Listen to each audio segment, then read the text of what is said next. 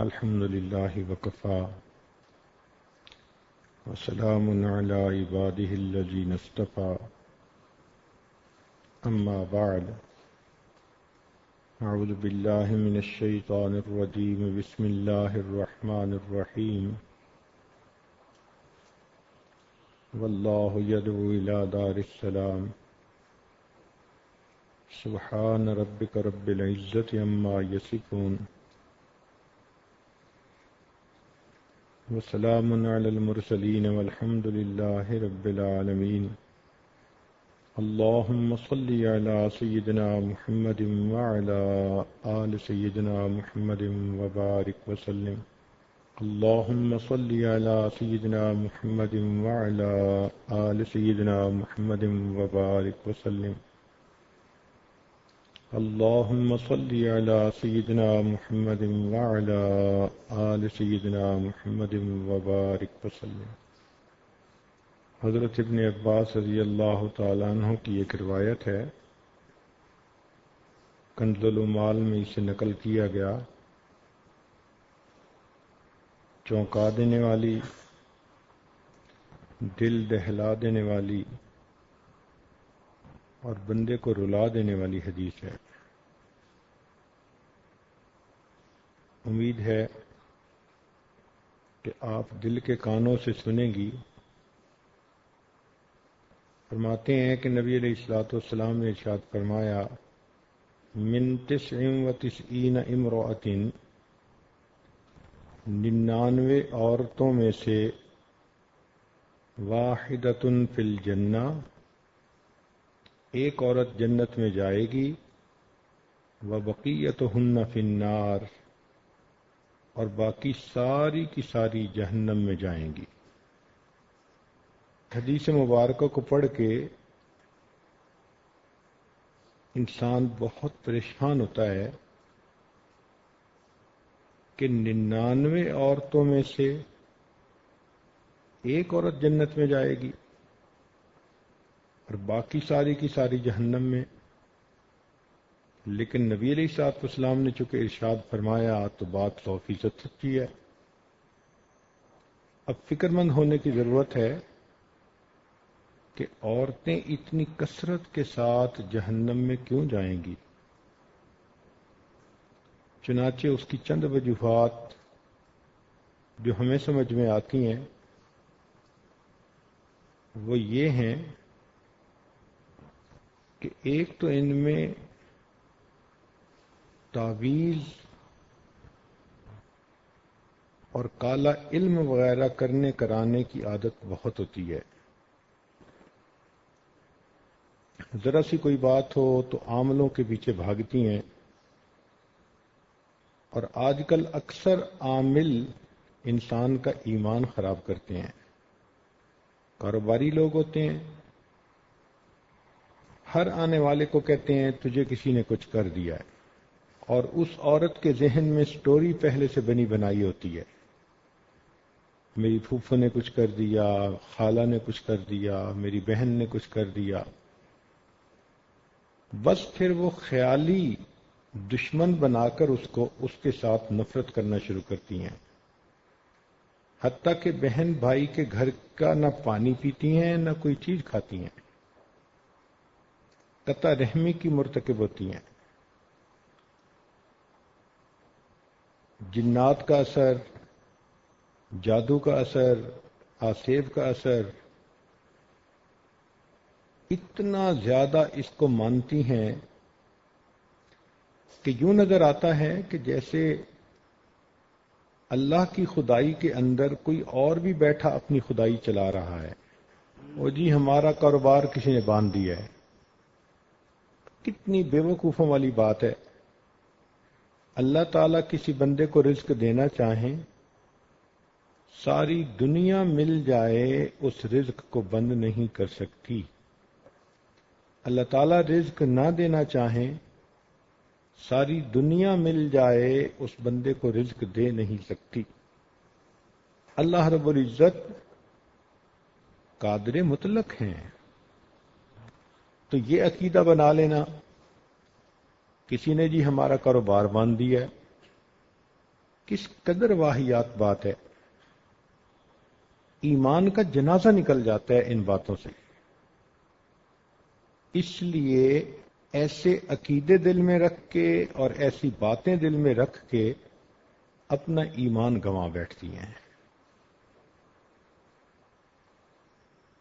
اس لیے عورتوں کو چاہیے عاملوں کے پاس جانے سے توبہ کریں.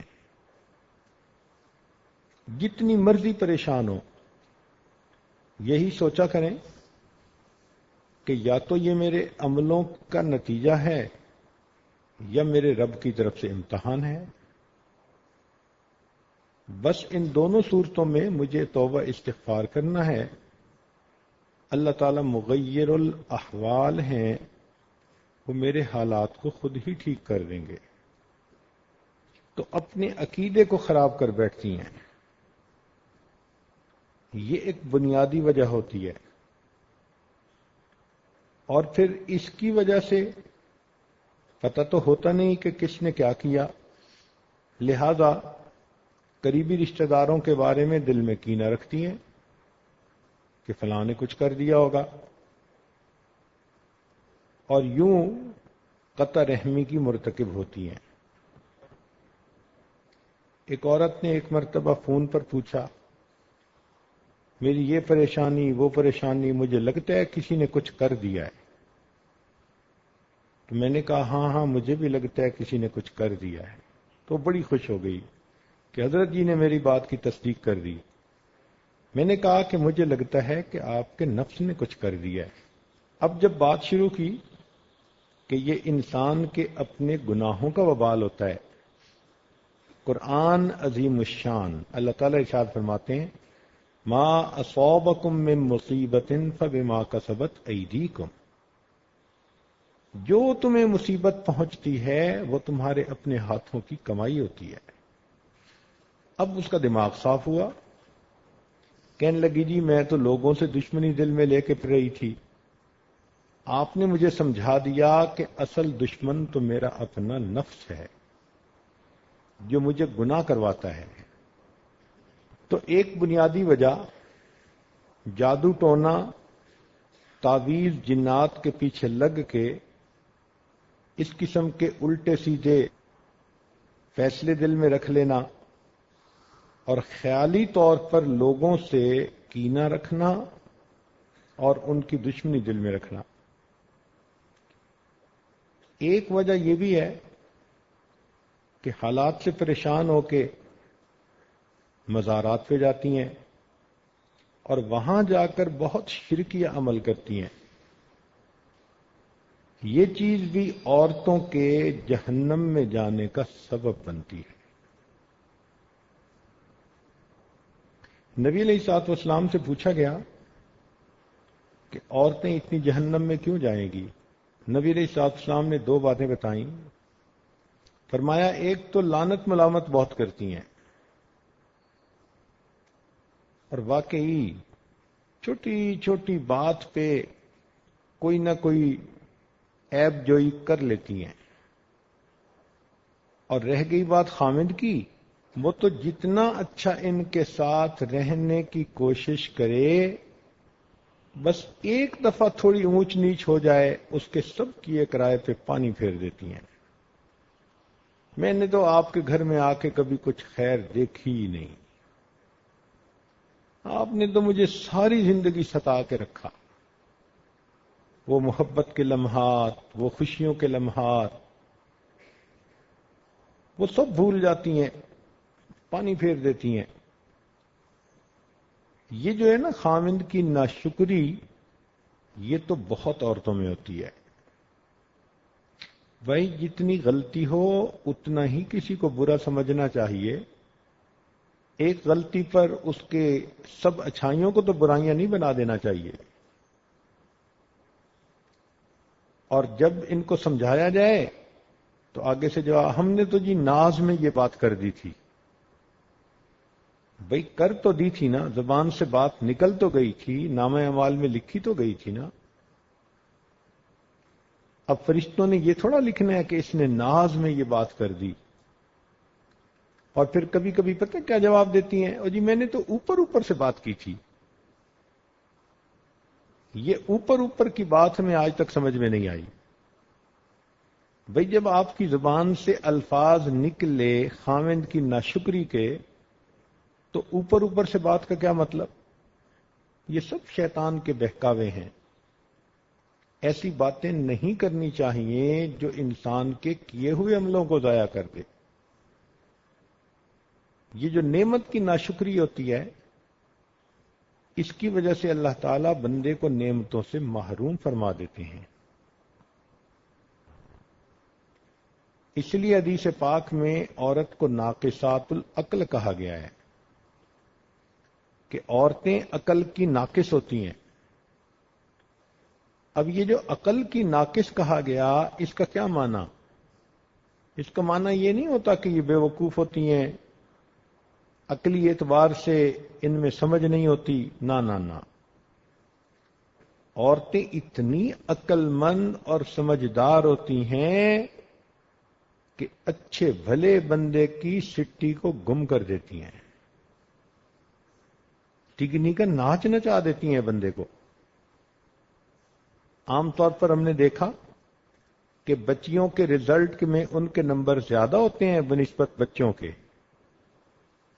تو پھر ان کو کیوں ناقصات العقل کہا گیا؟ تو اس راز کو سمجھنے کی ضرورت ہے۔ ناقصات العقل اس لیے کہا گیا کہ ان کے جذبات ان کی عقل پر غالب آ جاتے ہیں، لہذا جس سے محبت کرتی ہیں اتنا چاہیں گی کہ جی کرے گا کہ ساری دنیا کے لوگ مر جائیں اور گلیوں میں بس یہ چلے، اور اگر کسی سے نفرت کریں گی ذرا سی بات پہ تو جی چاہے گا یہ زمین کے اوپر کیوں ہے، ابھی زمین کھل جائے اور یہ زمین کے نیچے چلا جائے۔ اس قدر ان کے اندر شدت ہوتی ہے، اور یہ شدت ان کے عقل کو ناقص کر دیتی ہے، یہ فیصلے اچھے نہیں کرتی پھر۔ چنانچہ ہم نے کئی مرتبہ یہ تجربہ کیا، اچھے خاندان کی لکھی پڑھی لڑکی اب کسی بدکار قسم کے لڑکے نے اس کے ساتھ تعلق جوڑ لیا، نہ وہ لڑکا کسی اچھے خاندان سے ہے، نہ وہ کوئی کام کرتا ہے، نہ اس کی تعلیم ہے، نہ کوئی اس کی پرسنالٹی ہے، کوئی جوڑ نہیں بنتا دونوں کا۔ ماں باپ سمجھا سمجھا کے تھک جاتے ہیں، کہتی ہے نہیں میں نے تو اسی سے شادی کرنی ہے۔ اب اس کو جتنا مرضی سمجھائیں کہ بھائی اس کے پاس نہ گھر ہے، نہ در ہے، نہ نوکری، کہاں سے کھائے گا تمہیں، کھلائے گا، سپورٹ کیسے کرے گا تمہیں، کہتی ہے بس میں گزارا کر لوں گی۔ تو یہ جذبات ان کے اوپر اتنے غالب آ جاتے ہیں کہ یہ فیصلے غلط کر جاتی ہیں۔ ذرا سی بات پہ خامد کو کہیں گی ہاں مجھے آپ چھوڑ دیں، تو یہ جو بیوقوفی کے فیصلے کر دیتی ہیں نا جذبات میں آ کے، شریعت نے کہا کہ یہ ناقصات العقل ہوتی ہیں۔ اس لیے تو شریعت نے طلاق کا حق مرد کو دیا۔ اگر بالفرض و تقدیر طلاق کا حق عورت کو دیا جاتا تو ماشاءاللہ ایک دن میں 25-30 طلاقیں تو ہر مرد کو ہو جاتی۔ اس لیے شریعت نے کہا کہ ہن ناقصات العقل والدین، دین اور عقل کی ناقص ہوتی ہیں، تو جذباتی فیصلے نہیں کرنے چاہیے، اللہ کی نعمتوں کی ناقدری نہیں کرنی چاہیے۔ خامند کے گھر میں جتنی تکلیف ہے اس کو اتنا ہی رکھیں، اور جو اس گھر میں اچھائیاں ہیں ان اچھائیوں کو برائیاں نہ بنائیں۔ پھر یہ کہ جب ان کی طبیعت غصے میں ہو تو ذرا سی بات پہ لڑائی جھگڑا کر لیتی ہیں۔ لڑنا جھگڑنا دنیا کا سب سے آسان کام۔ دو پڑوسنیں تھیں، جب فارغ ہوتی تھی کام سے تو پھر دیوار سے ایک دوسرے کو دیکھتی تھیں. ایک کہتی تھی آپ پڑوسن لڑیں، وہ کہتی تھی لڑے میری جوتی، یہ کہتی تھی جوتی لگے تیرے سر پہ. چل اننگز شروع ہو جاتی تھی دونوں کی. تو لڑائی جھگڑا کرنا کون سا مشکل ہے؟ تو یہ چیز اللہ رب العزت کے ہاں پھر عورت کا درجہ گرا دیتی ہے. ساس کے ساتھ جھگڑا بنا لیتی ہیں، نند کے ساتھ جھگڑا بنا لیتی ہیں. سگی ماں تھپڑ بھی لگا دے تو چپ کر جائیں گی، اور اگر ساس صحیح بات میں اصلاح کی خاطر بتا بھی دے، کہتی ہیں جی ہر وقت روک ٹوک ہی کرتی رہتی ہے. تو یہ چیز ان کے لیے جہنم میں جانے کا سبب بنتی ہے. ایک چیز یہ بھی ہے کہ عورتوں میں فجر کی نماز کا قضا ہونا یہ عادت بہت عام ہے. حتیٰ کہ نمازی عورتیں، دیندار عورتیں بھی فجر کی نماز قضا کر بیٹھتی ہیں، سوتی رہتی ہیں. اور جب بات کرو تو بچوں کے بہانے، گھر کے کام کاج کے بہانے میں تھکی ہوئی تھی، آنکھ نہیں کھلتی. خامد کہ بھئی آپ نے فجر کی نماز نہیں پڑھی، آگے سے پھر یہ نہیں کہیں گی کہ غلطی ہوئی، نہیں آپ کی بہن بڑی نمازیں پڑھتی ہے. اسی طرح بعض عورتیں زکوٰۃ کے معاملے میں غفلت کرتی ہیں. سونے پہننے کا شوق تو اتنا ہوتا ہے کہ کام کاج کرتے ہوئے کہیں گی جی مجھ سے تو آدھا کلو وزن نہیں اٹھایا جاتا، اور سونے کی باری آئے گی تو کہے گی 10 کلو سونا میرے سر پہ لاد دو. عورت کو کہیں نا کہ ہم آپ کے جسم میں کیل ٹھونکیں گے، پوچھے گی کیوں؟ کہیں سونے کے ہوں گے، کہتی پھر جلدی کیوں نہیں کرتے؟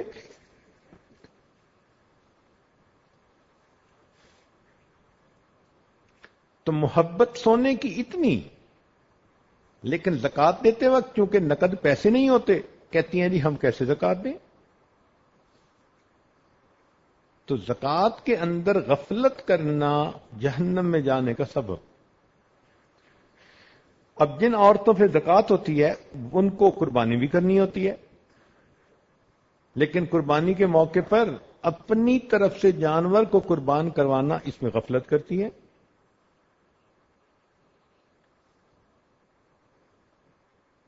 پھر ایک وجہ یہ بھی ہے کہ غسل جنابت میں تاخیر کرتی ہیں. رات کو اگر ان پر نہانا فرض ہو گیا تو فجر کی نماز گئی، بہانہ کریں گی اور جی سب گھر والوں کے سامنے میں کیسے نہا سکتی ہوں؟ بھائی فرض ہے، اللہ کا حکم ہے. فجر کی نماز کو اس قدر کیوں تم ہلکا سمجھ رہی ہو؟ اپنی مرضی ہوتی ہے تو آدھی رات کو اٹھ کے نہائیں گی، لیکن شریعت کا حکم اس میں تاخیر. اور پھر ان کو حیض، نفاس اور استحاضہ کے مسائل کا پورا پتہ بھی نہیں ہوتا، نہ پڑھتی ہیں نہ سیکھتی ہیں، حالانکہ اس میں بہت باریکیاں ہیں اور اس کو سیکھنا چاہیے. ہمیں تجربہ اس طرح سے ہوا کہ ایک مرتبہ گھر والوں نے یہ بات بتائی کہ آج ایک بچی جو ایم اے پڑھ رہی تھی مدرسے میں آئی اور کہنے لگی جی کہ میری امی میری شادی کرنا چاہتی ہے، تو میں اس لیے آئی ہوں کہ میں آپ سے غسل کے فرائض مسائل سیکھوں. تو انہوں نے آگے سے جواب دیا کہ عمر تو آپ کی ماشاءاللہ 23-24 سال لگتی ہے. کہنے لگی ہاں 23 سال عمر ہے. تو بھائی آپ تو 16 سال میں جوان ہوئی ہوں گی، تو آخر ہر مہینے غسل کرنا ہوتا ہوگا؟ کہنے لگی نہیں. اب سوچئے 16 سال کی عمر میں یہ بچی جوان ہوئی اور 23 سال کی عمر پہنچنے تک ایم اے تو پڑھ لیا، لیکن اس کو یہ بھی پتہ نہیں کہ ہر مہینے جو ایام کے بعد انسان کو غسل کرنا ہوتا ہے وہ فرض غسل ہوتا ہے. کہتی ہے جی غسل کی تو اب ضرورت پیش آئے گی چونکہ شادی اب ہو رہی ہے. اس کا مطلب اس نے 7 سال ناپاکی کے اندر گزارے. پھر کئی مرتبہ ان کو شوق ہوتا ہے نیل پالش لگانے کا، جتنا مرضی منع کر لو لیپ لگاتی ہیں. حالانکہ نیل پالش کے لگانے سے نہ وضو ہوتا ہے نہ غسل ہوتا ہے، وہ تہ چڑھ جاتی ہے، لیکن یہ نیل پالش لگا کے پھرتی رہیں گی اور اسی طرح بے وضو نمازیں بھی پڑھتی رہیں گی. شریعت آپ کی مرضی کے مطابق بدل تھوڑا جائے گی، خود بدلتی نہیں، شریعت کو بدلنے کی کوشش کرتی ہیں. کئی عورتوں کو لپسٹک لگانے کی بہت شوق ہوتا ہے. ویسے یہ بات ہے کہ جب لگاتی ہیں تو محسوس ایسے ہی ہوتا ہے کہ شیرنی کسی کا خون پی کے آئی ہے. اب لپسٹک کے اوپر وضو نہیں ہوتا، مگر نہیں مانے گی اور جی میں اس کو صاف کر دوں گی. عالمہ بچیاں یہ جواب دیتی ہیں اور موقع پہ صاف بھی نہیں ہوتی. تقریبات میں جاتی ہیں، نمازیں قضا. اب چونکہ بنی سوری ہوئی ہیں، چہرے پہ لیپ لگایا ہوا ہے، ڈسٹمپر کیا ہوا ہے، تو اب یہ وہاں جا کے اگر منہ دھو لیں گی تو حقیقت تو کھل جائے گی. لہذا دیندار عورتیں جو نمازی ہوتی ہیں وہ شادی بیاہ کی تقریبات میں وہ بھی نمازیں قضا کر بیٹھتی ہیں. تو پھر یہ تو تماشا بن گیا نا. چاہیے تھا کہ پہلے وضو کرتی، بعد میں پھر اپنی تیاری کرتی اور اس وضو کے ساتھ جہاں بھی ہوتی نماز کا اہتمام کرتی. ایک غفلت پردے کے اندر، غیر مردوں سے تو پھر بھی پردہ کر جاتی ہیں، رشتہ دار غیر محرم جو ہوتے ہیں ان سے بالکل پردہ نہیں کرتی، اور شادی بیاہ کے موقع پہ تو پھر دیندار پردہ دار عورتیں بھی پردے کو ایک طرف کر دیتی ہیں.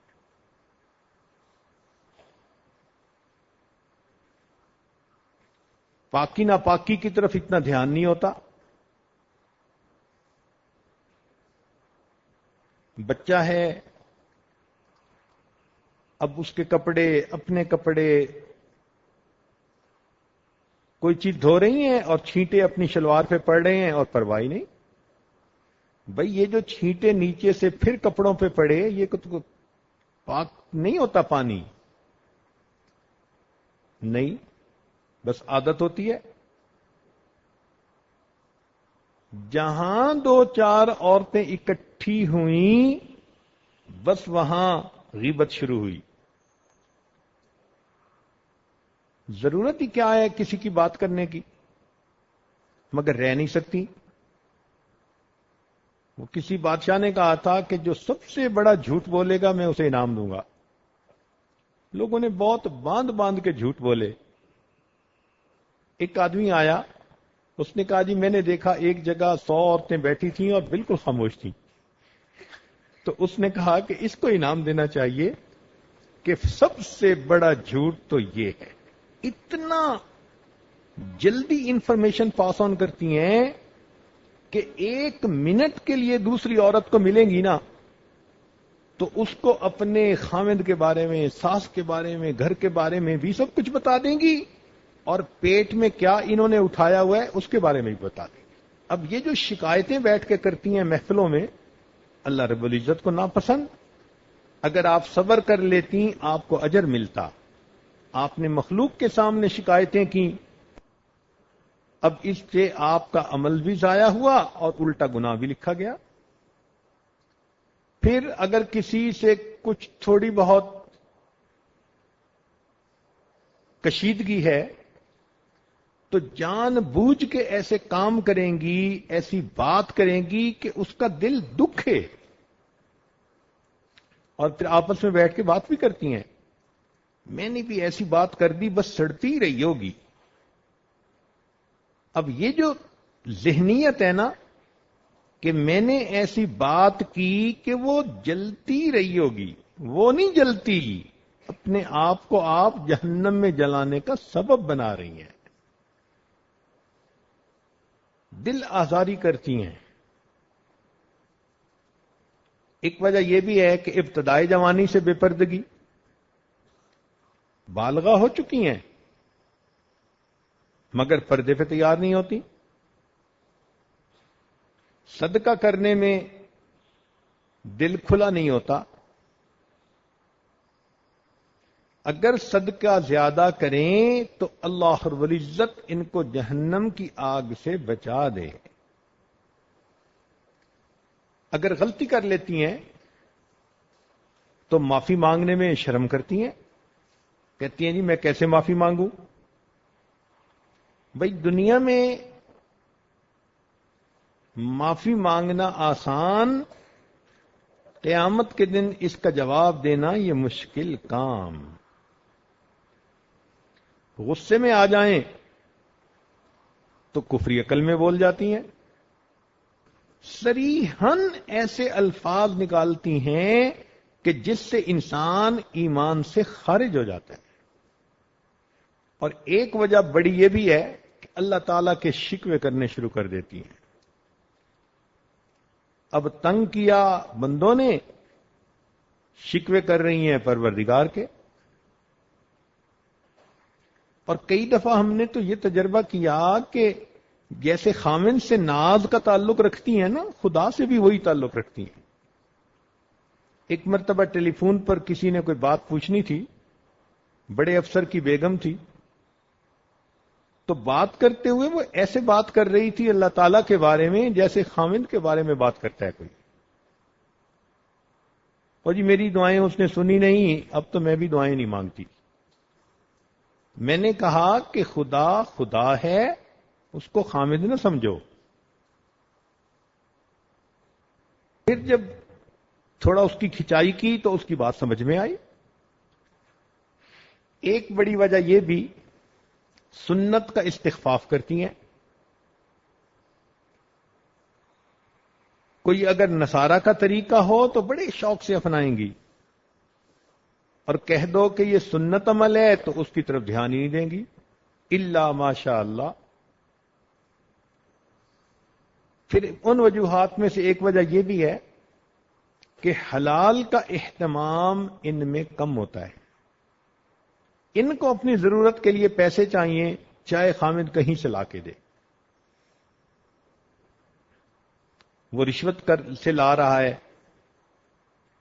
وہ ملاوٹ کے چیز سے کما کے لا رہا ہے، اس کا دھیان نہیں دیتی۔ عمومی بات ہو رہی ہے، یقیناً کچھ نیک عورتیں ایسی ہوتی ہیں کہ جو اس کا بہت اہتمام کرتی ہیں، لیکن بات تو جنرل ہو رہی ہے نا۔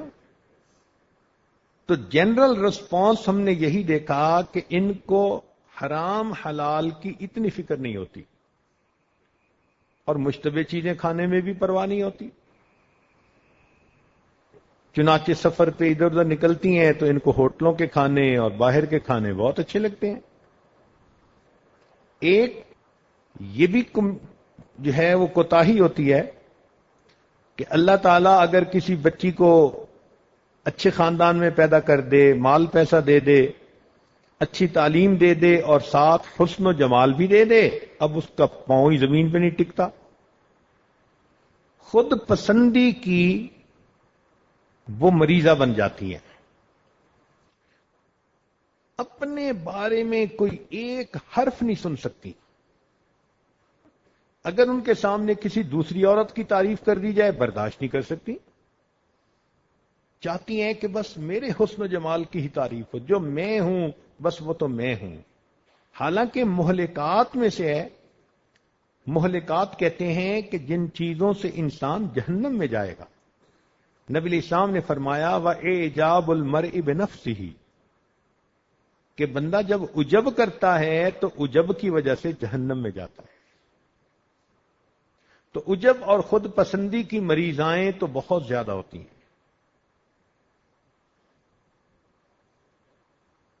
پھر بدگمانی کی عادت بہت ہوتی ہے. ذرا ذرا سی بات پہ جلدی بدگمان ہو جائیں گی لوگوں کے بارے میں، اور بہتان بھی آرام سے لگا دیتی ہیں. ایک اور بڑی وجہ جو شادی شدہ عورتوں میں ہوتی ہے کہ پہلے خامنے کے ساتھ جھگڑے کرتی ہیں، غصے میں اس کے ساتھ جو ہے اس کو اور جان بوجھ کے غصہ دلاتی ہیں، اور پھر وہ ایسے لفظ بولتا ہے جس سے طلاق ہو جاتی ہے یا کنایا میں طلاق ہو جاتی ہے. چپ کر جاتی ہیں، کسی کو نہیں بتاتی، اور اسی کے ساتھ رہ رہی ہوتی ہیں. اب خاوند تو جاہل ہے، اس کو تو پتہ نہیں دین کا، لیکن لفظ اس نے بولے جن لفظوں سے طلاق ہوتی ہے. اب شریعت کا مسئلہ تو یہی ہے کہ اگر خاوند کہہ دے کہ مجھے تیری ضرورت نہیں، چلی جا یہاں سے، تو یہ کنائے میں طلاق ہے. اور کئی مرتبہ اگر وہ نام بھی بول دے کہ میں نے تجھے طلاق دے دی تو بھی نہیں بتاتی، اور اسی کے ساتھ رہ رہی ہوتی ہیں. حدیث پاک میں آتا ہے قرب قیامت کی علامت ہے کہ مرد اپنی بیویوں کے ساتھ زنا کریں گے. تو یہ بات سمجھ میں نہیں آتی تھی کہ بیوی سے زنا کیسے. اب سمجھ میں آئی کہ طلاق واقع ہو چکی، لیکن میاں بیوی راضی تو کیا کرے گا قاضی. چنانچہ ایک ملک میں مجھ سے مسئلہ پوچھا گیا، میاں بیوی دونوں نے بتایا کہ خامن نے 3 سے زیادہ مرتبہ طلاق دی، اور میاں بیوی دونوں کہنے لگے جی بچوں کی خاطر ہم اکٹھے رہ رہے ہیں پچھلے 7 سال سے. اس کا مطلب ہے کہ 7 سال سے وہ زنا کی مرتکب ہو رہی تھی. اگر کوئی خیر کا کام کرتی بھی ہیں تو اللہ کی رضا کی نیت کم ہوتی ہے، اکثر نیت یہ ہوتی ہے لوگ کیا کہیں گے. اب گناہ سے اس لیے بچنا لوگ کیا کہیں گے تو بچنے کا ثواب نہیں، نیکی اس لیے کرنا کہ جی لوگ کیا کہیں گے نہ کرتی تو نیکی کا ثواب نہیں. تو بیچاریاں عمل بھی جو کرتی ہیں وہ اس نیت کی وجہ سے ان عملوں کے ثواب سے محروم ہو جاتی ہیں.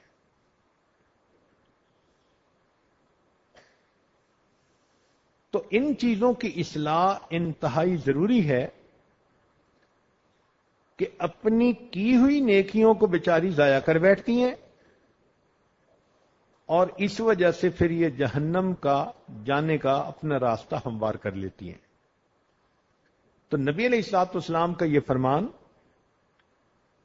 کہ من 99 امرأۃ واحدۃ فی الجنہ، کہ 99 عورتوں میں سے ایک جنت میں جائے گی، وبقیتہن فی النار، اور باقی ساری جہنم میں جائیں گی. یہ بہت آئی اوپنر ہے عورتوں کے لیے. اس لیے چاہیے کہ اپنی ان خامیوں پر نظر کریں، جہاں جہاں اصلاح ہو سکتی ہے اس کی اصلاح کریں، اللہ رب العزت سے معافی مانگیں. اللہ رب العزت بڑے کریم ہیں. بندہ اپنی زندگی میں جب بھی کسی بات کا احساس کر لے اور اللہ کے دروازے پر آ کر معافی مانگے، رب کریم اس کے گناہوں کو معاف فرما دیتے ہیں. بات چل رہی تھی ان اعمال کی کہ جن کے کرنے سے عورتیں جنت میں اپنا گھر بنا سکتی ہیں. ان میں سے ایک چیز ہے دوسروں کے ساتھ ہمدردی کرنا، دوسروں کے ساتھ حسن سلوک کا معاملہ کرنا. توجہ فرمائیں، ان اعمال میں سے ایک عمل دوسروں کے ساتھ ہمدردی کا سلوک کرنا، دوسروں کے ساتھ خوش خلقی کا سلوک کرنا. یہ خوش خلقی، اچھے اخلاق، یہ ایسی نعمت ہے کہ انسان کو جنت میں پہنچا کے چھوڑتی ہے. چنانچہ ایک دو حدیثیں ذرا سن لیجئے، پھر بات آگے بڑھائیں گے. عن ابی ہریرہ رضی اللہ تعالی عنہ عن النبی صلی اللہ علیہ وسلم ان رجلا رأى کلبا یأکل الثراء من العطش. ایک آدمی نے ایک کتے کو دیکھا جو گیلی مٹی کو چاٹ رہا تھا پیاس کی شدت کی وجہ سے. یعنی وہ بہت پیاسا تھا، پانی قریب کہیں اویلیبل نہیں تھا، تو زبان نکلی ہوئی تھی اور وہ گیلی مٹی کو بار بار چاٹتا تھا. جب اس بندے نے یہ دیکھا فَأَخَذَ الرَّجُلُ خُفَّهُ فَجَعَلَ يَغْرِفُ لَهُ حَتَّى أَرْوَاهُ فَشَكَرَ اللَّهُ لَهُ. اس بندے نے اپنا جوتا اتارا اور اس کو برتن بنا کر اس میں کہیں سے پانی لایا اور اس کو پلایا. جب کتے نے پانی پیا اور اس نے آواز نکالی فَأَدْخَلَهُ الْجَنَّةَ، اللہ نے اس بندے کو جنت عطا فرما دی. کتے پیاسے کتے کو پانی پلانے پر اگر جنت مل سکتی ہے تو پیاسے بندے کو پانی پلانے پہ جنت نہیں ملے گی؟ بھوکے بندے کو کھانا کھلانے پہ جنت نہیں ملے گی؟ کسی پریشان حال بندے کی پریشانی مٹانے پر جنت نہیں ملے گی؟ یہ بخاری شریف کی روایت تھی. مرد کے بارے میں ایک اور بخاری شریف کی روایت سن لیجئے، حدیث مبارکہ. حدیث پاک میں آتے ہیں غفر لامرأۃ مؤمسۃ، ایک زانیہ عورت بنی اسرائیل کی، اس کی مغفرت ہو گئی. حدیث پاک میں صاف لفظوں میں لکھا ہے کہ بدکار عورت تھی، بد کردار عورت تھی، زانیہ عورت تھی، اس کی اللہ رب العزت نے مغفرت کر دی. مرت بقلب علی رأس رقی، وہ گزر رہی تھی، اس نے ایک کتے کو دیکھا ایک کنویں کے پاس، یلحسو، وہ اپنی زبان نکال رہا تھا پیاس کی شدت کی وجہ سے. کاد یقتلہ العطش، ایسے لگتا تھا کہ پیاس کی شدت کی وجہ سے یہ مر ہی جائے گا.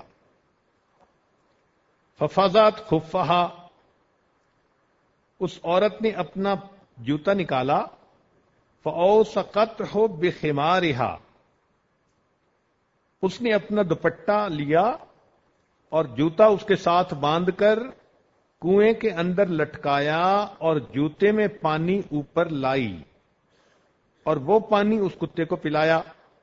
فنازعت لہ من الماء، جب کتے نے پانی پی لیا اس عورت نے پلایا. فغفر لہا بذالک، اس عمل کی وجہ سے اللہ نے اس زانیہ عورت کے گناہوں کو معاف فرما دیا. یہ بخاری شریف کی دوسری حدیث ہے. اب مسلم شریف کی ایک روایت سنیے، دوسرے کی تکلیف کو اس سے ہٹانا. ان ابی ہریرہ رضی اللہ تعالی عنہ، ابو ہریرہ رضی اللہ تعالیٰ عنہ اس بات کے راوی ہیں، فرماتے ہیں مر رجل بغصن شجرۃ علی ظہر طریق، ایک بندہ راستے میں سے گزر رہا تھا، اس نے راستے کے کنارے ایک درخت کی شاخ کو دیکھا جو راستے کے اوپر پھیل گئی تھی اور مسافروں کے لیے پریشانی کا باعث بنتی تھی. فقال، اس نے کہا لأنحین ھذا عن طریق المسلمین لا یؤذیہم، میں اس کو کاٹ دوں گا تاکہ یہ مسلمانوں کے راستے سے ہٹ جائے، ان کو تکلیف نہ پہنچائے، فَأُدْخِلَ الْجَنَّةَ، اس عمل کی وجہ سے اللہ نے اس بندے کو جنت عطا فرما دی۔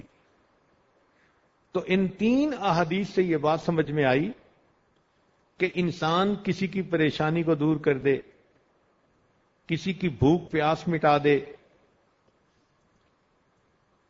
کسی کے ساتھ ہمدردی کر دے، اچھا سلوک کر دے، تو یہ خوش اخلاقی، ہمدردی، یہ دوسروں کے لیے تڑپنے والا دل، اللہ رب العزت اس کے لیے جنت میں جانے کا سبب بنا دیتے ہیں۔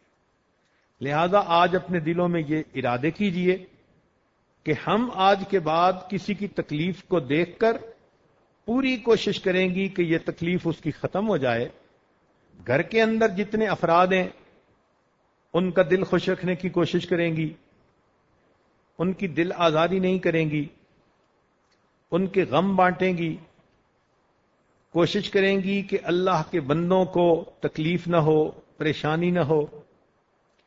تو اس خوش خلقی کی وجہ سے جب ملیں گی عورتوں سے تو کشادہ چہرے کے ساتھ ملیں گی، ان کی عیب جوئی نہیں کریں گی، ان پہ الزام تراشیاں نہیں کریں گی، بلکہ حد الوسع کوشش ہوگی کہ ہماری ذات سے دوسروں کو خیر ملے، ہمارے شر سے اللہ کی بندیاں بچ جائیں۔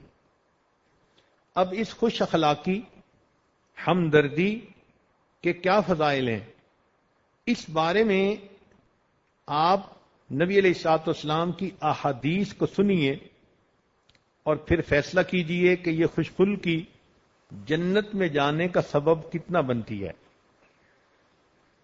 چند احادیث سنائی جائیں گی، ہوش کے کانوں سے سنیں اور ان کو اپنائیں، اور پھر دیکھیں اللہ رب العزت جنت کے راستے کو کیسے ہموار فرماتے ہیں۔ نبی علیہ الصلوۃ والسلام نے ارشاد فرمایا کہ مسلمان کا بھائی، دینی بھائی ہے، یعنی مسلمان عورت کی دینی بہن ہے، وہ اس پر ظلم نہیں کرتا اور اس کو کسی دشمن یا ہلاکت کے سپرد نہیں کرتا، اور جو شخص اپنے بھائی کی حاجت روائی میں رہتا ہے اللہ تعالیٰ اس بندے کی حاجت روائی میں رہتا ہے۔ یعنی آپ چاہتی ہیں کہ کسی عورت کی پریشانی ختم ہو جائے یا گھر کے کسی فرد کی پریشانی ختم ہو جائے، جتنی دیر آپ اس کام میں رہیں گی اتنی دیر اللہ رب العزت آپ کی پریشانیوں کو ختم فرمانے میں لگے رہیں گے۔ اور جس شخص نے کسی مسلمان کا کوئی غم دور کیا، اللہ تعالیٰ اس سے قیامت کے غموں میں سے کوئی غم دور کر دے گا۔ اللہ اکبر، کس قدر یہ مزے کی بات ہے۔ جس شخص نے کسی مسلمان کا غم دور کیا، اللہ تعالیٰ اس کے بدلے قیامت کے غموں میں سے اس کا کوئی غم دور کر دے گا۔ اور جس شخص نے کسی مسلمان کے بدن یا عیب کی پردہ پوشی کی، بدن کی پردہ پوشی سے مراد یہ کہ اس کو کپڑے دیے، اور عیب کی پردہ پوشی سے مراد کہ کسی کی کوتاہی کا پتہ چلا تو لوگوں میں اس کو پبلک انسلٹ نہ کیا، اس کو ستر پوشی کہتے ہیں، پردہ پوشی کہتے ہیں۔ تو فرمایا نبی علیہ السلام نے کہ جس شخص نے کسی مسلمان کے بدن یا عیب کی پردہ پوشی کی، اللہ تعالی قیامت کے دن اس بندے کی پردہ پوشی فرمائے گا۔ اس کو بخاری اور مسلم نے روایت کیا۔ سبحان اللہ، کس قدر خوبصورت بات بتائی ہمارے آقا اور سردار حضرت محمد مصطفیٰ احمد مجتبیٰ صلی اللہ علیہ وسلم نے۔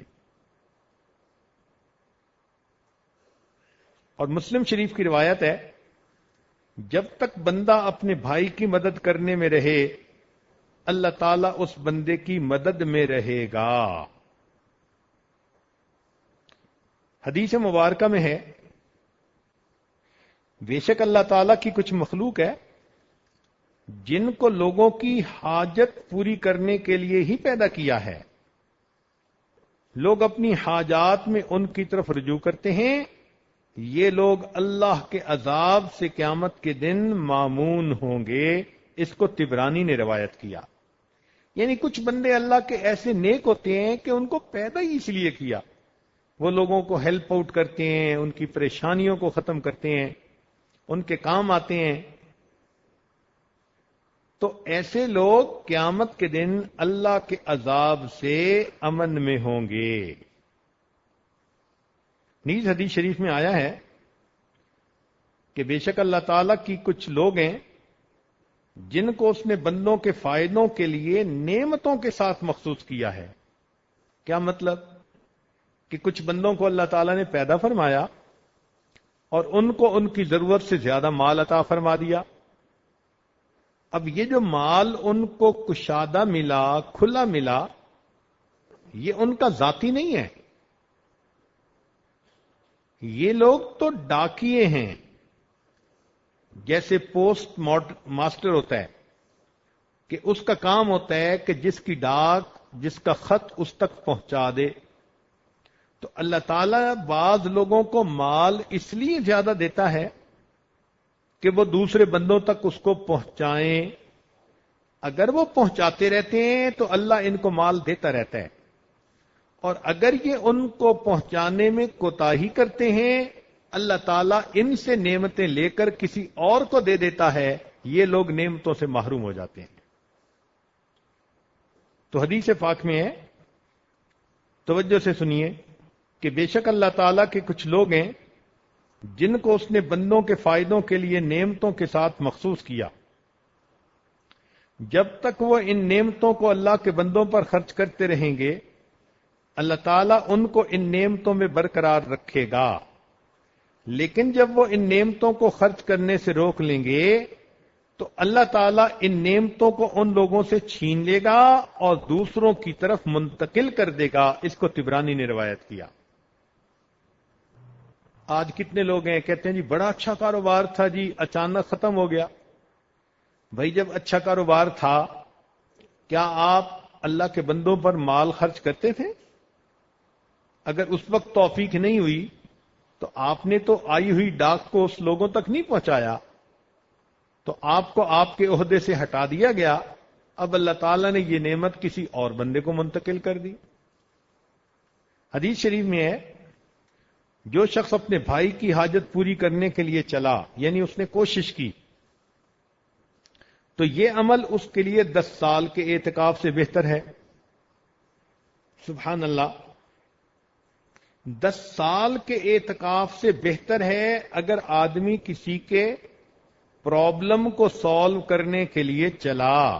اور اگر اس شخص نے اللہ تعالیٰ کی خوشنودی حاصل کرنے کے لیے 1 دن کا اعتکاف کیا، تو 1 دن کے اعتکاف کا ثواب سنیے کہ اللہ تعالیٰ اس کے اور دوزخ کے درمیان 3 خندق کا فاصلہ کر دے گا۔ ہر خندق دوسری خندق سے اتنے فاصلے پر ہوگی جتنا زمین کے ایک کنارے سے دوسرے کنارے تک، یعنی 1 خندق مشرق اور مغرب کا فاصلہ، اور 3 خندقیں دور ہوتا ہے 1 دن کی وجہ سے۔ تو پھر 10 سال کے اعتکاف کا کتنا ثواب ہوگا؟ اللہ اکبر کبیرہ۔ اس کو حاکم نے روایت کیا۔ حدیث شریف میں ہے کہ جس شخص نے مسلمان بھائی کی حاجت پوری کرنے میں کوشش کی یہاں تک کہ اس کو پورا کر دیا۔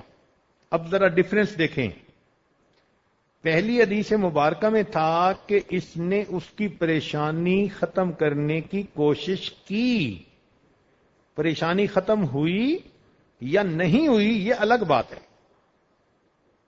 تو کوشش کرنے پر 10 سال کے اعتکاف کا ثواب، اور اگر بالفرض کے کام مکمل ہو گیا تو اللہ تعالی اس کے لیے 75,000 فرشتوں کا سایہ کرے گا، جو اس پر اگر وہ صبح کا وقت ہوگا تو شام تک، اور شام کا وقت ہوگا تو صبح تک رحمت طلب کرتے اور دعا کرتے رہیں گے۔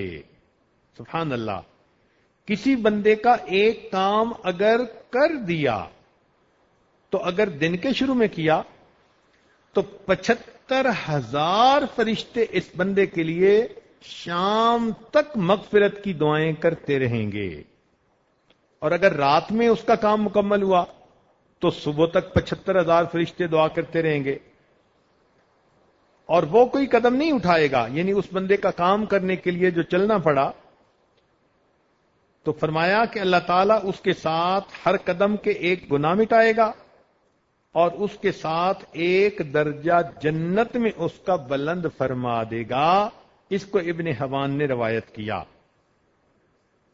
نیز حدیث شریف میں ہے کہ جس شخص نے اپنے کسی مسلمان بھائی کی حاجت پوری کرنے میں کوشش کی، اللہ تعالیٰ اس کے ہر قدم پر 70 نیکیاں لکھے گا، 70 گناہ معاف کر دے گا، یہاں تک کہ جہاں سے وہ چلا تھا وہاں واپس آ جائے۔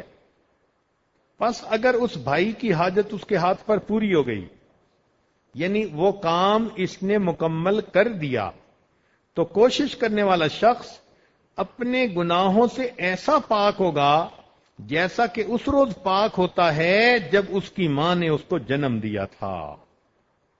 اللہ اکبر کبیرہ، کتنا بڑا یہ نیکی کا کام ہے، کسی مسلمان کے دکھ کو دور کر دینا، پریشانی کو دور کر دینا، کہ فرمایا کہ اس کے کام کرنے پر زندگی کے پچھلے سب گناہ معاف کر دیے جاتے ہیں، اور اگر اس کوشش کے دوران اس کی موت آ گئی تو یہ شخص جنت میں بغیر حساب کتاب داخل ہوگا۔ اس کو ابن ابی دنیا نے روایت کیا۔ حدیث شریف میں ہے کہ جو شخص اپنے مسلمان بھائی کے لیے کسی نیک مقصد کو حاصل کرنے، کسی تنگی کو آسان کرنے کے بارے میں کسی صاحب اقتدار کی طرف پہنچا، یعنی اب یہ مردوں کا کام ہے کہ حاکم سے رجوع کر کے کسی بندے کی پریشانی کو دور کروائیں، تو فرماتے ہیں تو اللہ تعالیٰ اس کے بدلے قیامت کے دن پل صراط سے گزرنے کے وقت اس کی مدد فرمائے گا جبکہ لوگوں کے قدم لڑکھڑا رہے ہوں گے۔ اس کو طبرانی نے روایت کیا۔ حدیث شریف میں ہے سب سے افضل عمل کسی مومن کو خوش کرنا اور اس کی پردہ پوشی کرنا، یا اس کی بھوک کو دور کرنا، یا اس کی حاجت کو پورا کرنا۔ اس کو طبرانی نے روایت کیا۔ حدیث شریف میں ہے اللہ تعالیٰ کے نزدیک فرائض کی ادائیگی کے بعد سب سے پسندیدہ عمل کسی مسلمان کے دل کو خوش کرنا ہے۔ اس کو طبرانی نے روایت کیا، یعنی فرضوں کے بعد سب سے بڑا کام کسی کے دل کو خوش کر دینا۔ حدیث شریف میں ہے، یہ بات ذرا توجہ کے ساتھ سنیں، کہ جب آدمی کسی مومن کے دل خوش کرتا ہے تو اللہ تعالیٰ اس خوشی سے ایک فرشتہ پیدا کرتا ہے جو کہ اللہ عز و جل کی عبادت کرتا اور اس کی توحید بیان کرتا ہے، یعنی اس کا ذکر لا الہ الا اللہ کرتا ہے۔ پس جب بندہ اپنی قبر میں منتقل ہو جاتا ہے تو وہ فرشتہ اس کے پاس آتا ہے، وہ خوشی اور کہتی ہے کیا تم مجھ کو نہیں پہچانتا؟ تو وہ کہتے ہیں کہ تو کون ہے؟ تو وہ خوشی کہتی ہے کہ میں وہ خوشی ہوں کہ تو نے مجھے فلاں شخص کے دل میں داخل کیا تھا، آج میں تیری وحشت کو انس میں تبدیل کر دوں گی، تجھ کو حجت یعنی دلیل کی تلقین کروں گی، اور تجھ کو قول ثابت یعنی کلمہ شہادت پر ثابت قدم رکھوں گی، قیامت کے دن حاضری کے مقامات میں تیرے ساتھ حاضر رہوں گی، تیرے لیے تیرے رب کی طرف شفاعت کروں گی، اور تجھ کو جنت میں تیری منزل دکھاؤں گی۔ ایک بندے کے دل کو خوش کیا تو اس خوشی پر یہ خوشخبری ہے، تو جو عورت اپنے خامند کے دل کو خوش رکھے، اپنے والدین کے دل کو خوش رکھے، بہن بھائی کے دل کو، بچوں کے دل کو، ساس کے دل کو، سسر کے دل کو، تو سوچو اس عورت کے لیے جنت کے کتنے بڑے درجات ہوں گے۔ حدیث شریف میں ہے کہ رسول اللہ صلی اللہ علیہ وسلم سے اس چیز کے متعلق دریافت کیا گیا جس کے ذریعے اکثر لوگ جنت میں داخل ہوں گے۔ یہ بہت ہی خوبصورت سوال پوچھا کسی صحابی نے کہ اے اللہ کے نبی صلی اللہ علیہ وسلم، وہ کون سا عمل ہے کہ جس کے ذریعے زیادہ لوگ جنت میں جائیں گے؟ تو آپ نے فرمایا کہ وہ چیز اللہ تعالی سے ڈرنا یعنی تقوی اور اچھے اخلاق ہیں۔ اور آپ سے اس چیز کے متعلق دریافت کیا گیا جس کی وجہ سے اکثر لوگ دوزخ میں داخل ہوں گے۔ آپ نے فرمایا کہ کہ وہ منہ اور شرمگاہ ہے، یعنی منہ کا گناہ، زبان سے جھوٹ بولنا، غیبت کرنا، بہتان لگانا، ایسی بات کہنا کہ دوسرے کا دل دکھے، منہ کے گناہ، اور دوسرا فرمایا کہ شرمگاہ کے گناہ، یعنی حیا اور پاک دامنی کو ایک طرف رکھ کر گناہوں کی زندگی گزارنا، یہ جہنم میں جانے کا سبب بنے گا۔ اس کو ترمذی، ابن حبان اور بہقی نے روایت کیا۔ حدیث شریف میں ہے، ایمان کے اعتبار سے سب سے کامل مومن وہ ہے جو اخلاق میں سب سے اچھا ہو اور اپنے اہل و عیال کے ساتھ سب سے زیادہ مہربان ہو۔ اس کو ترمذی اور حاکم نے روایت کیا۔ حدیث شریف میں ہے کہ بے شک بندہ ضرور اپنے حسن خلق کی وجہ سے آخرت کے بہت بڑے درجے اور منزل پر پہنچے گا، اور بے شک یہ اس کی عبادت کے ثواب کو کئی گنا زیادہ کر دے گا۔ یعنی خوش خلق آدمی جو ہوتا ہے نا، سب کے ساتھ اچھے اخلاق سے میل جول رکھنا، اللہ تعالیٰ اس کی عبادت کے ثواب کو بڑھا دیتا۔ اور بے شک بندہ اپنی بد اخلاقی کی وجہ سے جہنم میں سب سے نیچے کے درجے میں پہنچے گا۔ اس کو طبرانی نے روایت کیا۔ حدیث شریف میں ہے، کیا میں تم کو ایسی عبادت کی خبر نہ دوں جو کہ آسان ہو اور بدن پر ہلکی ہو؟ وہ خاموشی اور حسن خلق ہے۔ اس کو ابن ابی دنیا نے روایت کیا۔ ایک اور حدیث مبارکہ سنیے۔ ایک شخص نبی علیہ السلام کی خدمت میں آپ کے چہرے مبارک کی جانب سے آیا، یعنی سامنے سے۔ کہا، یا رسول اللہ صلی اللہ علیہ وسلم، کون سا عمل افضل ہے؟ آپ نے فرمایا، حسن خلق۔ پھر وہ شخص آپ کی دائیں طرف سے آیا، عرض کیا کہ کون سا عمل افضل ہے؟ آپ نے فرمایا، حسن خلق۔ پھر وہ آپ کے بائیں طرف سے آیا، عرض کیا، یا رسول اللہ صلی اللہ علیہ وسلم، کون سا عمل افضل ہے؟ آپ نے فرمایا، حسن خلق۔ پھر وہ شخص آپ کی پشت کی جانب سے آیا، عرض کیا، یا رسول اللہ صلی اللہ علیہ وسلم، کون سا عمل افضل ہے؟ پس رسول اللہ صلی اللہ علیہ وسلم اس شخص کی طرف مڑے، فرمایا، تجھ کو کیا ہو گیا؟ تو سمجھ نہیں رہا؟ وہ حسن خلق ہے، اور حسن خلق یہ کہ اگر تجھ سے ہو سکے تو غصہ نہ کیا کر۔ اب بتائیے کہ غصہ نہ کرنا اللہ کے نزدیک کتنا اعلی عمل ہے۔ اس کو محمد بن نصر المروزی نے روایت کیا۔ اگلی حدیث مبارکہ سنیے۔ نبی علیہ السلام فرماتے ہیں، میں اس شخص کے لیے جنت کے احاطہ میں گھر دلانے کا ضامن ہوں جو جھگڑا کرنا ترک کر دے، اگرچہ وہ حق پر ہی کیوں نہ ہو۔ اب سوچئے کہ جنت میں گھر حاصل کرنا کتنا آسان طریقہ ہے، کتنے واضح لفظوں میں، لاؤڈ اینڈ کلیئر اللہ کے پیارے حبیب صلی اللہ علیہ وسلم بات سمجھا رہے ہیں کہ میں اس شخص کے لیے جنت کے احاطہ میں گھر دلانے کا ضامن ہوں جو جھگڑا کرنا ترک کر دے، اگرچہ وہ حق پر ہی کیوں نہ ہو۔ تو اگر خامن سے جھگڑا تو اللہ کی رضا کے لیے بند کر دو جھگڑا، جنت کے احاطہ میں گھر ملے گا۔ ساس کے ساتھ جھگڑا ہے، نند کے ساتھ جھگڑا ہے، پڑوسن کے ساتھ جھگڑا ہے، بہن کے ساتھ جھگڑا، اگرچہ آپ حق پر ہی ہیں، آپ اللہ کی رضا کے لیے اگر جھگڑے کو چھوڑ دیتی ہیں تو سوچئے اللہ تعالیٰ جنت کے احاطے میں اس کے بدلے گھر عطا فرمائیں گے۔ اگلی بات، میں اس شخص کے لیے جنت کے وسط میں گھر دلانے کا ضامن ہوں جو جھوٹ بولنا چھوڑ دے، اگرچہ جھوٹ بولنا مذاق کے طور پر ہی کیوں نہ ہو۔ اکثر عورتوں کو دیکھا کہ جھوٹ کو دام انہوں نے بہانہ رکھا ہوا ہے، اور جی میں نے خامد کو بہانہ کر دیا، میں نے گھر والوں کو بہانہ کر دیا۔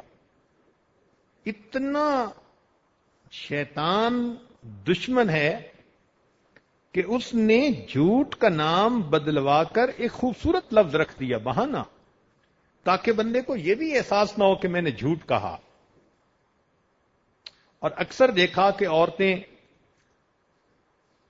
شرم کی وجہ سے کہ جی دوسرا شرمندہ کرے گا، دوسرا مجھے نادم کرے گا، تو جھوٹ بول دیتی ہیں، اور یہ بھی ایک وجہ ہے جہنم میں کثرت سے جانے کی، جھوٹ بولنا۔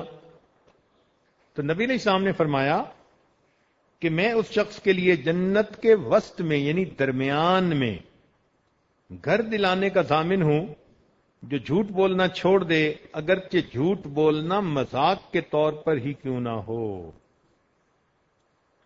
اور اگلی بات نبی علیہ السلام نے فرمایا میں اس شخص کے لیے جنت کے اعلیٰ درجے میں گھر دلانے کا ضامن ہوں جو اپنے اخلاق کو اچھا بنائے۔ اس کو ابو داود اور ابن ماجہ اور ترمذی نے روایت کیا۔ اب دیکھو 3 بندوں کا تذکرہ ہوا۔ ایک بندہ جو جھگڑا کرنا چھوڑ دے، جنت کے احاطے میں گھر، جھوٹ بولنا چھوڑ دے، جنت کے وسط میں گھر، خوش اخلاق بن جائے، جنت کے اعلیٰ ترین درجے کا گھر۔ سبحان اللہ۔ تو معلوم ہوا کہ اگر ہم آج دل میں یہ نیت کر لیں کہ ہم اپنی بد اخلاقی کو ختم کر کے آج کے بعد خوش خلقی کی زندگی گزاریں گے، تو اس عاجز کو یقین ہے اللہ تعالی ہمیں جنت میں گھر ضرور عطا فرمائیں گے۔ حدیث قدسی میں آیا ہے بے شک یہ وہ دین ہے جس کو میں نے اپنے لیے پسند کیا، اور سخاوت اور حسن خلق کے سوا اور کوئی چیز اس کے لیے سزاوار نہیں، سجتی نہیں۔ بس جب تک تم اس دین پر قائم ہو ان دونوں اوصاف سے اس دین کا اکرام کرو۔ اس کو طبرانی نے روایت کیا۔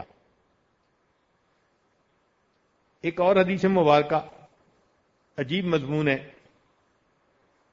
حدیث شریف میں ہے حسن خلق گناہوں کو اس طرح پگھلا دیتا ہے جس طرح پانی برف کو پگھلا دیا کرتا ہے، اور بد اخلاقی عمل کو اس طرح فاسد کر دیتی ہے جس طرح کہ سرکہ شہد کو فاسد کر دیتا ہے۔